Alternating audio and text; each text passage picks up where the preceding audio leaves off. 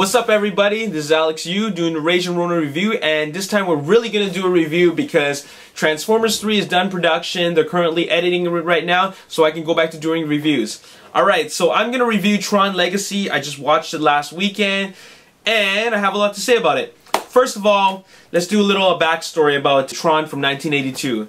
I loved it as a kid. I got my uncle to rent it so many times, even though he knew that we've seen it, but I keep on telling him that we've never seen it before. We watched it many times as a kid, but the thing is that before I saw Tron Legacy, so I put in Tron on the DVD player and watched it several other times. And every time I watched it, I'm always thinking, this is not as cool as it was before. It's kind of boring. So because the movie is just totally dated, it just looks dated now, I was thinking that the sequel would be better.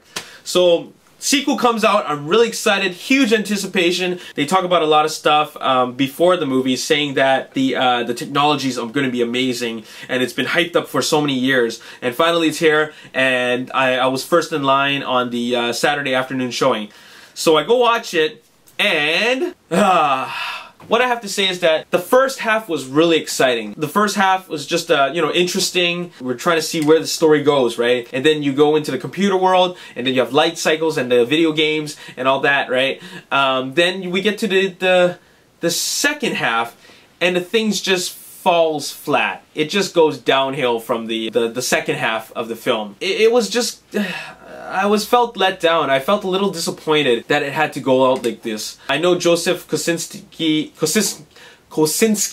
is a new director, and I was just thinking, if it's such a huge, highly anticipated franchise, why did they get a brand new director? They were really putting all their money on Joseph Kosinski. I mean, it made $44 million at the box office, which is great, but it's all built on anticipation. Had it had been a better movie, on the other hand, I think it would have made more because of repeat viewings within that week, right?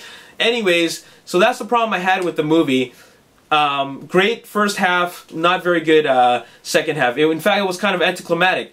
First of all, let's talk about the characters. The characters in the first one, very interesting characters. Flynn was a lot more animated. In this one, I don't know, I don't care much for Sam. Kevin Flynn is just not what he used to be. And then we have Cora, who looks good, but she's not a character with a lot of depth. In the entire movie, there's little to no character development. Well, there is a little bit, I guess, but I don't really care for any of the characters. I just am watching it for the visuals. I want to care about the characters, but they don't give you enough substance to make you actually care. For example, if something bad happens to Cora, I think that's just a minor spoiler, but I ain't gonna spoil the whole thing. Something bad happens to Cora, but I was like, who cares? The characters just weren't very strong. The action was awesome though. The light cycle battles, the disc battles, very awesome, very dynamic. But like I said, because they had weak characters, I didn't care as much about the whole light cycle battle. I mean, I enjoyed it on a visual level, but in the light cycle battle, Sam was teamed up with four other programs, right? And they just popped out of nowhere, and then they just got killed. They got like off to like one by one. But I didn't care. I didn't care who they were. In the first one, you had Tron, Ram, and Flynn. They were working together, so you actually cared whether they made it or not, and you were rooting for them. In this one, there's nobody to root for, right? You didn't care if he died. But the light cycle battle was still really awesome. I wish they had more of that. Let's go on to talk about some more characters. Like, they have this character, Zeus.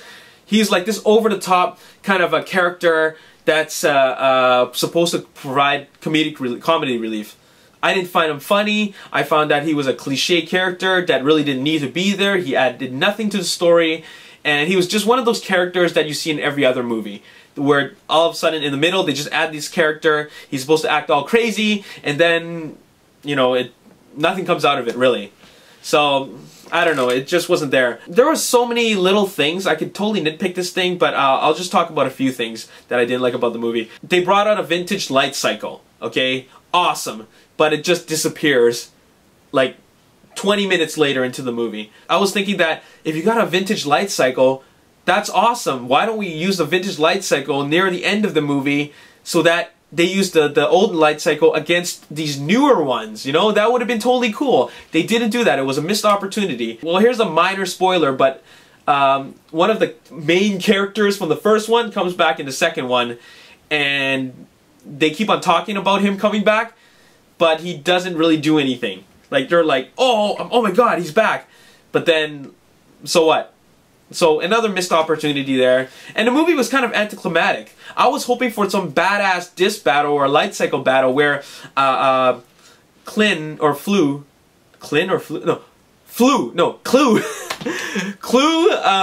Clue goes up against Sam in a disc battle or a light cycle battle. That would be awesome. Or Clue versus Flynn, his creator. That would be awesome, but it wasn't there. It was just very anticlimactic, and Clue wasn't a very menacing, evil character. All he does is walk around and yell, and he just wasn't a strong villain. So, I don't know, I just felt that there's so many missed opportunities. I really expected a lot more. Maybe I went in with high expectations, but I'm reading a lot of the other reviews out there, and they say the same thing. The movie kind of falls flat. The best thing about the movie was the score. Daft Punk did an amazing job. I can listen to that score again and again and again. I play it in my car when I'm driving to work. And that was one of the best things about the movie. But would I watch it again in the theater? Hell no. Okay, maybe. No, I just wouldn't. But is it worth it to watch it in IMAX 3D? Yes, it is. I thought it was great in IMAX. The videos was so... The footage was so clear and so grand with the recognizers. That was really awesome. Oh, speaking of recognizers are supposed to be really scary vehicles. Never once were they scary. They were just a transport ship. In the first one, you always feared the recognizers because once they put their legs together, they could stomp on you at such a huge space, right? We never got to see any of that. So, just a lot of missed opportunities, and it just got boring in the second half. They were sitting on the Solar Sailor for so long, and you're just thinking, holy cow, there's a little bit too much exposition, and it just goes nowhere. Like, the stuff that they talk about in the exposition scenes just add nothing to the story. It doesn't add depth to the character. It's nothing. And so, I don't know, I'm complaining so much, but really, I did enjoy it. It was entertaining. But I'm gonna have to give it a 6 or 6.5 out of 10. And I really wanted to give it more. I really wanted to really like this film. Some people make up excuses like, oh, it's a Disney film, or oh, it's a first-time director, or it's like a movie that you watch for just visuals and not a great story. That's just someone that's not willing to admit that the movie wasn't good. I mean, honestly speaking, it just didn't leave an impression on me. The lights turned up in the theater, and then I looked at my brother, and then I said to him, some scenes were kind of boring, or there's too much drama, right? So that's how I felt about it. Anyways, that's enough about Tron Legacy. I'm gonna get it on Blu-ray. I know it's kind of contradictory or hypocritical, but there are scenes that I really like in the movie, so that's the reason why I got so much gas here. Whew, must have been the eggnog. Anyways, I'm gonna review more movies. I'm gonna watch True Grit, and I definitely know that it's gonna be awesome, so I can't wait to watch that. So, from Ragin Ronin Review to all of you, all my viewers, thanks for subscribing, thanks for watching my videos, and there's gonna be more reviews. I'm out. Peace.